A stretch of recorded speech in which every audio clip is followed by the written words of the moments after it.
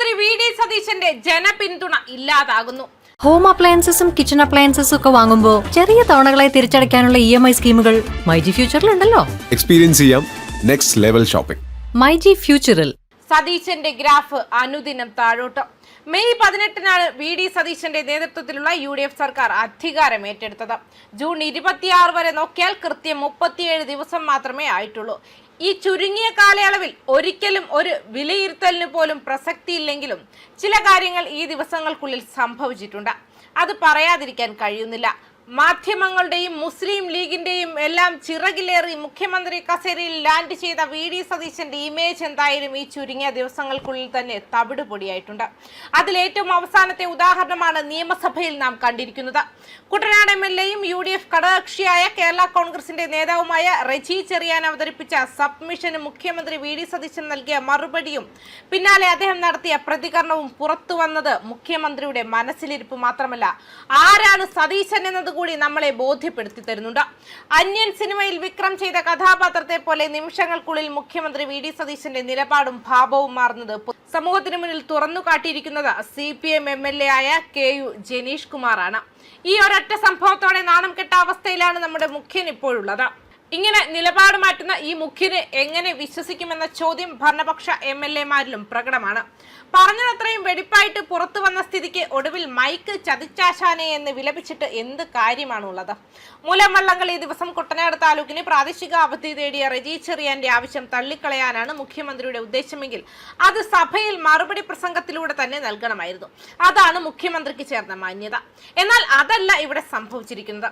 ആവശ്യം പരിശോധിച്ച് തീരുമാനിക്കുമെന്ന മറുപടി നൽകിയതിനു ശേഷം തൊട്ടടുത്തിരുന്ന മന്ത്രി PK കുഞ്ഞാലിക്കുട്ടിയോട് ഒരു കാരണവശാലും അവധി കൊടുക്കില്ല എന്നാണ് മുഖ്യൻ മൊഴിഞ്ഞിരിക്കുന്നത്. ഇതാണ് സഭാ TVയിൽ നിന്നും പൊക്കി CPM MLA ഫേസ്ബുക്കിലിട്ട് നാറ്റിച്ചിരിക്കുന്നത്. മുഖ്യമന്ത്രിക്ക് പ്രതിരോധം തീർത്ത് PK കുഞ്ഞാലിക്കുട്ടി ഇപ്പോൾ രംഗത്ത് വന്നിട്ടുണ്ടെങ്കിലും അതും വേണ്ടത്ര ഏശിയിട്ടില്ല. തന്നോട് സംസാരിച്ചത് നിർത്തിയതിന്റെ തുടർച്ചയായാണ് ഇക്കാര്യം മുഖ്യമന്ത്രി തന്നോട് പറഞ്ഞതെന്നാണ് കുഞ്ഞാലിക്കുട്ടി ന്യായീകരിച്ചിരിക്കുന്നത്. അരിയാഹാരം കഴിക്കുന്ന മലയാളിയുടെ ചിന്താശക്തിയെ ചോദ്യം ചെയ്യുന്ന പ്രതികരണമായി മാത്രമേ ഈ പ്രതികരണത്തെയും വിലയിരുത്താൻ കഴിയുകയുള്ളൂ. ഈ സംഭവം പെരുമാറ്റത്തിന്റെ കാര്യത്തിലാണെങ്കിൽ നയപരമായ കാര്യങ്ങളിലെ മുഖ്യമന്ത്രിയുടെ അവസ്ഥയും അതിദയനീയമാണ്.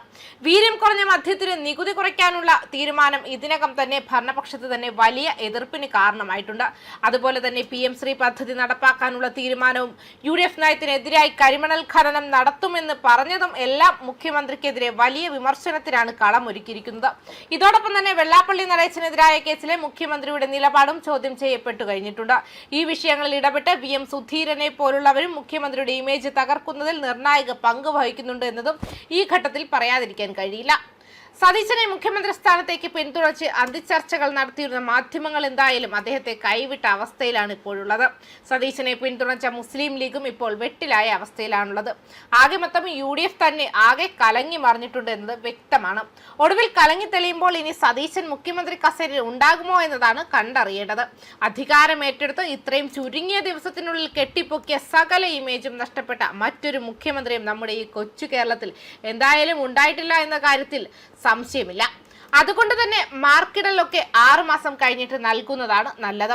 ഇനി ഇത്രയും ദിവസത്തിനുള്ളിൽ മികച്ച പ്രകടനം കാഴ്ചവെച്ച മന്ത്രി ആരാണ് എന്ന ചോദ്യത്തിനുള്ള അഭിപ്രായം പറയാം.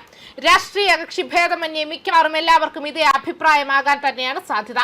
അത് മറ്റാരുമല്ല, ആഭ്യന്തരമന്ത്രി രമേശ് ചെന്നിത്തല തന്നെയാണ്.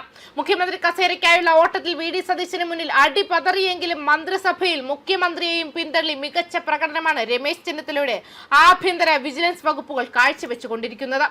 ലഹരി മാഫിയക്കെതിരായ ഓപ്പറേഷൻ തൂഫാൻ വലിയ ഇമ്പാക്ട് ഇതിനകം തന്നെ നാട്ടിൽ സൃഷ്ടിച്ചിട്ടുണ്ട്. അതിന്റെ ക്രെഡിറ്റ് പൂർണ്ണമായും പോലീസ് മന്ത്രിക്ക് തന്നെയാണ് കൊടുക്കേണ്ടത്. അക്കാര്യത്തിലും എന്തായാലും സംശയമില്ല. ന്യൂസ് ഡെസ്ക് കർമ്മ ന്യൂസ്.